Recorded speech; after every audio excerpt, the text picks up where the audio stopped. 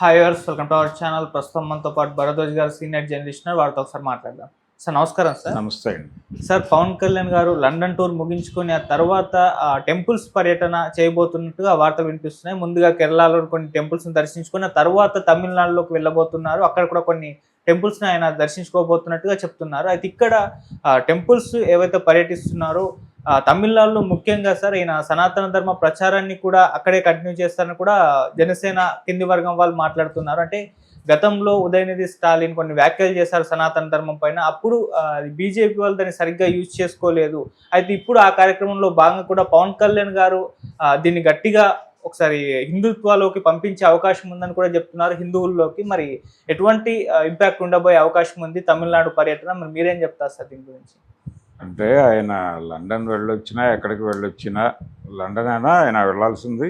వెళ్ళొచ్చారు, వెళ్ళొచ్చేసారా? వస్తున్నారు. వచ్చిన తర్వాత తమిళనాడు, కేరళ గుళ్ళు దర్శనానికి వెళ్తాడు. ఈ గుళ్ళ దర్శనానికి వెళ్ళటం కంటే కూడా ముందు ఆయన నమ్ముకుని 2 సినిమాలు ఉన్నాయి. ఆ 2 సినిమాలని కంప్లీట్ చేస్తే బెటర్. ఆయన ఆల్రెడీ ఒక సినిమాకు సంబంధించి రిలీజ్ డేట్ కూడా అనౌన్స్ చేసున్నారు. సమ్మర్లో రిలీజ్ డేట్ ఉంది దానికి, మార్చిలోనే. అంటే ఇంకా నెల టైం ఉంది. అంటే ఇది పాన్ ఇండియా ప్రాజెక్ట్ కూడా. పైగా ఏది హరిహర వీరమల్లు అనేది రిలీజ్ డేట్ అదే ఉంటుందా లేదు మళ్ళీ షిఫ్ట్ చేసుకుంటారో క్లారిటీ లేదు. కానీ ఆయన ప్రకటించిన డేట్కి ఆ సినిమా రిలీజ్ చేయటం వలన వాళ్ళు సాధించబోయేది ఏమీ ఉండకపోవచ్చు. ఎందుకంటే ఈ క్యారెక్టర్ని ముందు వాళ్ళు ఏ మార్కెట్లోకి వెళుతున్నారో ఆ మార్కెట్కి ఇంట్రడ్యూస్ చేయాలి. ఆ ఇంట్రడ్యూస్ చేసి అక్కడ మార్కెట్లో ఇంకటానికి కనీసం 4 రోజులు టైం తీసుకుంటుంది. అందుకని ఆ టైం ఇవ్వకుండా సినిమా రిలీజ్ చేస్తే వీళ్ళకేమీ బెటర్మెంట్ ఏమి ఉండదు, అక్కడ వీళ్ళకి దొరికేది ఏమి ఉండదు. ఆల్రెడీ గతంలో సైరా అనే నరసింహారెడ్డి జీవితాన్ని తీసుకెళ్ళి చెప్పే ప్రయత్నం చేశారు హిందీ ఆడియన్స్. కనెక్ట్ కాలేదు వాళ్ళకి. కనెక్ట్ చేయడం కోసం ముందే ఈ క్యారెక్టర్ని అక్కడ ప్రజల్లోకి పంపు చేయటంలో ఫెయిల్ అయ్యారు వీళ్ళు. ఎప్పుడైతే ఈ క్యారెక్టర్ని అక్కడ ప్రమోట్ చేయడంలో ఫెయిల్ అయ్యారో సినిమా కూడా ఫెయిల్ అయ్యింది. అందుకని ఇప్పుడు ఆ తప్పు దొరలకుండా ఉండాలంటే కనీసం 1 మంత్ టైం ఉండాలి. ఆ టైం లేదు ఇప్పుడు, ఇంకా షూటింగ్ ఉంది అది. సో అది కంప్లీట్ చేసి ఆ నిర్మాతను ఒడ్డునేసి ఆ తర్వాత ఓజీ అనేటువంటి సినిమాని ఒడ్డునేసి ఆ పనిలో ఉండడం బెటర్. కానీ ఈయన రాజకీయ కార్యక్రమం చాలా కాన్షియస్గా చేస్తున్నాడు. నాకు తెలిసి ఈయన ఫర్దర్గా సినిమాలు చేసే మూడ్లో లేడు. హరీష్ శంకర్ గారి భగత్ సింగ్ బయటకు వచ్చే అవకాశం కనిపించడం లేదు. ఎందుకంటే ఈయన రాజకీయాల్లో పీకల్లోతు మునిగిపోయే పరిస్థితిలోనే ఉన్నాడు. అందులో భాగంగానే ఇప్పుడు జనంలోకి జనసేన అనే కార్యక్రమం, అంటే నిర్మాణాన్ని పటిష్టపరచుకోవడం కోసం ఒక కసరత్తు చేస్తున్నాడు ఆయన. వాక్యూమ్ ఉన్న ఏరియాల్లో పార్టీ నిర్మాణం బలంగా ఉండాలి అని కోరుకుంటున్నాడు. ఆ వాక్యూమ్ ఉన్నటువంటి రాయలసీమ ఏరియాని కాన్సన్ట్రేట్ చేశారు. ఇప్పుడు రాయలసీమలో జగన్ పార్టీ నుంచి వచ్చే వాళ్ళ కోసం ఒక పిలుపునిచ్చారు. ఆల్రెడీ వైఎస్ఆర్సీపీ ఖాళీ అయిపోతుంది అని చెప్పి ఒక పిలుపునిచ్చాడు ఆయన పొంగునూరు వెళ్ళి. అలాగే పెద్దిరెడ్డి మీద విమర్శలు చేశారు. అటవీ భూములను ఆక్రమించేసుకున్నాడు, నీ తోలు తీసేస్తామని భయపెట్టి వచ్చారు. కాబట్టి దీపం ఉండగానే ఇల్లు చక్కబెట్టుకోవాలి కాబట్టి తొందరగా రండి మా పార్టీలోకి అన్న టైప్లో ఒక పిలుపునిచ్చి వచ్చాడు అక్కడ నాగబాబు గారు on behalf of Pawan Kalyan. ఇదొక గొడవ జరుగుతూ ఉండగానే ఇప్పుడు ఈ టెంపుల్ దర్శనము అనేది రేపు తమిళనాడు ఎన్నికలు రాబోతున్నాయి. ఆ టైంకి కొంచెం దీన్ని రెచ్చగొట్టాల్సినటువంటి అవసరం ఉంది అనేది ఈయన్ని నడిపిస్తున్నటువంటి శక్తుల తాలూకా ప్రోగ్రాం. పవన్ కళ్యాణ్ని నడిపిస్తున్న ఢిల్లీ శక్తులు ఉన్నాయి. అది ఈ మధ్య కాలంలో కొంచెం కాన్సన్ట్రేట్ చేస్తున్నారు ఏది ఏపీ రాజకీయాల మీద. అందుకనే ఈ లోకేష్ను ఉప ముఖ్యమంత్రిని చేయాలా వద్దా డోలాయమానం ఇదంతా చర్చలు జరిగి ఫైనల్గా ఒక కంక్లూజన్కి వచ్చేసారు. ఈ రావటం వెనకాల కూడా ఢిల్లీ పెద్దల ప్రమేయం ఉంది. ఇలా నెమ్మదిగా ఇక్కడ 3వ ప్రాంతీయ పార్టీని బలంగా ఎమర్జ్ చేసి ఈ 2 ప్రాంతీయ పార్టీలకి ప్యారలల్గా జనసేనని నిలబెట్టే ప్రయత్నము, జనసేనని రకరకాలుగా వాడుకునే ప్రయత్నము భారతీయ జనతా పార్టీ చేస్తోంది. ఈ ప్రోగ్రాంలో భాగంగానే తమిళనాడు ఎన్నికల్లో వాళ్ళు అన్నదమ్ములను ఇద్దరినీ వాడే ప్రయత్నం చేస్తున్నారు. చిరంజీవిని పవన్ కళ్యాణ్ని కూడా వాడే ప్రయత్నం చేస్తున్నారు. కొంచెం ముందుగానే ఒక కనెక్టివిటీ రావటం కోసం ఆయనని ఈ ఆలయ దర్శనం అనే ప్రోగ్రాం కూడా వాళ్ళే ఫిక్స్ చేసి ఉండొచ్చు. ఈ ఆలయ దర్శనం చేయటము ఇందాక మీరు అన్నట్టుగా ఉదయనిధి స్టాలిన్ ఆ మధ్య సనాతన ధర్మం మీద చేసినటువంటి వ్యాఖ్యలు, అలాగే మనుధర్మం మీద మాట్లాడినటువంటి సందర్భాలు ఉన్నాయి అక్కడ. వీటి మీద కొంచెం ప్రొవోక్ చేసే పద్ధతిలో మాట్లాడడం. ప్రొవోక్ చేయటం అంటే ఇలాంటి పరిపాలకులు ఉన్నారు, మన మతం ప్రమాదంలో ఉంది, మన ధర్మం ప్రమాదంలో ఉంది అనేటువంటి ఒక వాయిస్ని జనంలోకి పంపు చేస్తే, ఒక ఇన్సెక్యూరిటీ గనక పంపు చేస్తే అది మనకి ఓట్ బ్యాంక్గా మారే అవకాశం ఉంది అనేది వాళ్ళ మొదటి నుంచి వాళ్ళ వ్యూహం. దాని మీదే కథ నడుపుకుంటూ వస్తున్నారు వాళ్ళు. భారతీయ జనతా పార్టీ 2 ఎంపీలతో ప్రారంభమయ్యి 80లో ఈ రోజున 4వసారి కూడా గెలవడానికి సిద్ధపడిపోతున్నటువంటి పరిస్థితిలోకి వెళ్ళిపోయింది ఆ పార్టీ. ఆ వెళ్ళటానికి వాళ్ళు 2 సూత్రాలు నమ్ముకున్నారు. ఒకటేమో మెజారిటీ మతంలో భయాన్ని కలిగించటం, అంటే మతం ప్రమాదంలో ఉంది అనేటువంటి భయాన్ని కలిగించటంతో పాటు హిందూ మతంలో ఉన్నటువంటి తటస్థవాదుల్ని, హిందూ మతంలో ఉన్నటువంటి తటస్థవాదుల్ని చంపేయటం, తటస్థవాదాన్ని చంపేసి వీళ్ళందరినీ కూడా సెక్టేరియన్స్గా మార్చటం. ఈ 2 కార్యక్రమాలు చేయటం ద్వారానే వాళ్ళు ఈ రోజున సక్సెస్ అయ్యారు. ఈ న్యూట్రల్స్ని అటువైపు వెళ్లకుండా ఆపుకోగలగటంలో లెఫ్ట్ వింగ్ ఫెయిల్ అయింది. లెఫ్ట్ వింగ్ ఫెయిల్యూర్ని ఆసరా చేసుకుని వాళ్ళు పెరిగారు. ఇది ఈ పరిస్థితిలో ఉంది దేశం.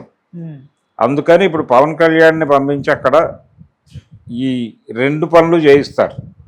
అక్కడ ఉన్నటువంటి న్యూట్రల్స్ని అటువైపుకు లాక్కోవటం, అంటే ఈ ధర్మం ప్రమాదంలో ఉంది అనేటువంటి ప్రచారం ద్వారా ఈ పని చేస్తారు.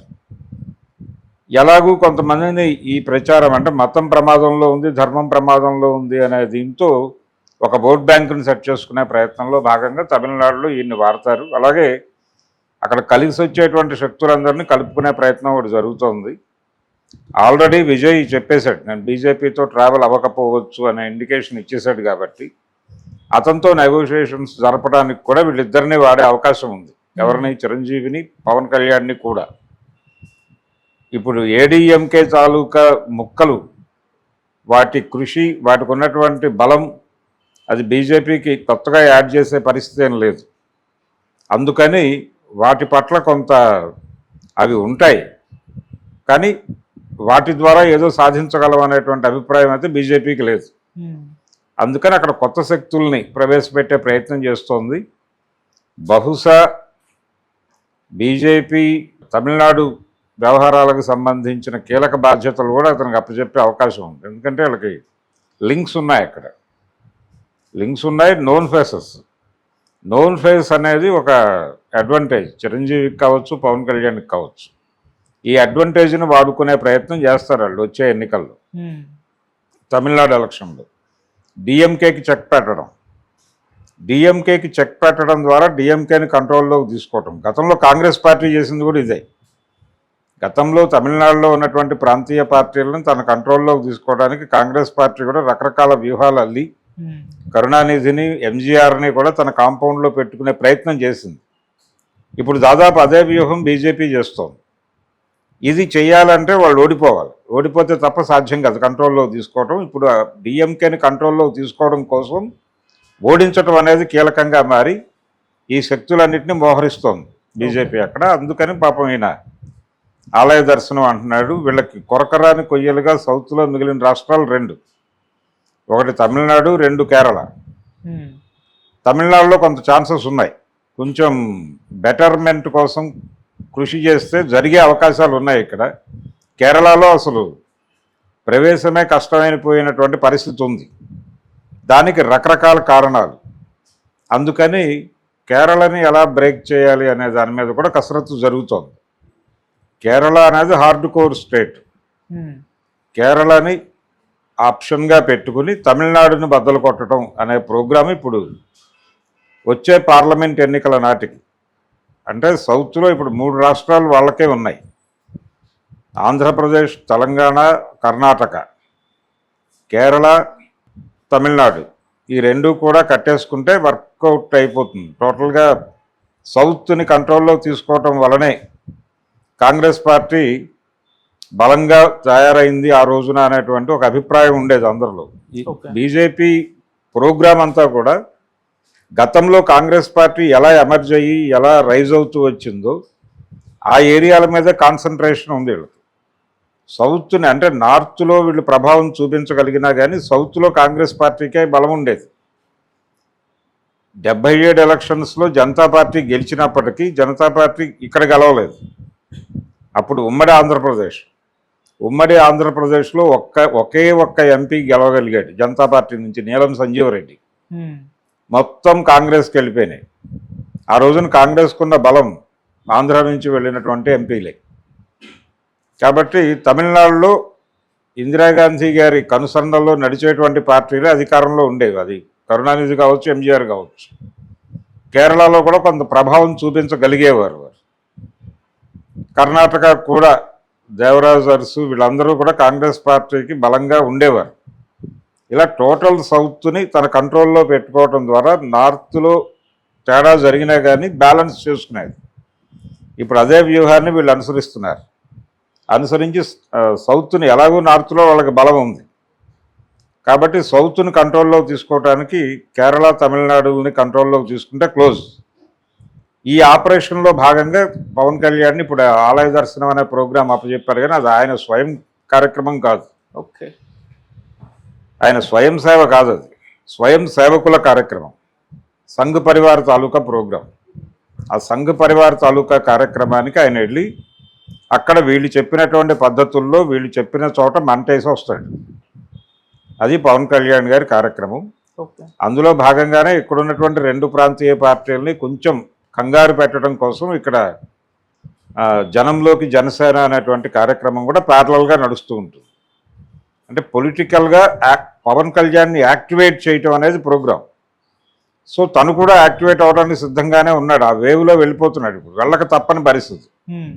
ఈ కండిషన్లో ఆయన సినిమాల గురించి ఆలోచిస్తాడని నేను అనుకోవడం లేదు. ఓకే, ఇంకొక 6 ఏళ్ళు 7 ఏళ్ల వరకు ఆయన సినిమాల గురించి ఆలోచించే ఛాన్స్ ఉండే అవకాశం లేదు. రేపు జమిలీ ఎన్నికలు ఆల్రెడీ రాష్ట్రపతి గారు మాట్లాడేశారు మొన్న పార్లమెంట్లో, అయిపోయింది. సో అది క్లియర్గా ఉండే అవకాశం కనిపిస్తోంది. ఒక 2-3 ఇయర్స్లో మళ్ళీ పార్లమెంటు ఎన్నికలని ముందుకు పట్టుకొచ్చే ఛాన్సెస్ ఉన్నాయి. అందుకని ఇక్కడి నుంచి ప్రోగ్రామ్ సెట్ చేసుకోవాలి.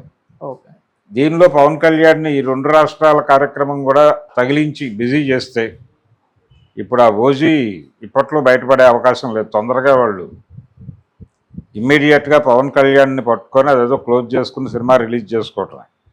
హరిహర వీరమల్లు కూడా పార్ట్ 1 అంటున్నాడు ఏఎం రత్నం గారు, అది పార్ట్ 2 ఉండే ఛాన్సెస్ తక్కువే. ఈ పార్ట్ 1 అలాగూ కంప్లీట్ చేసి రిలీజ్ చేసేసి ఆయన ఆ ప్రాజెక్ట్ నుంచి బయటపడిపోతాడు. ఓకే, ఇది పవన్ కళ్యాణ్ గారి కండిషను. పవన్ కళ్యాణ్ని నమ్ముకున్నటువంటి సినిమా వాళ్ళ పరిస్థితి.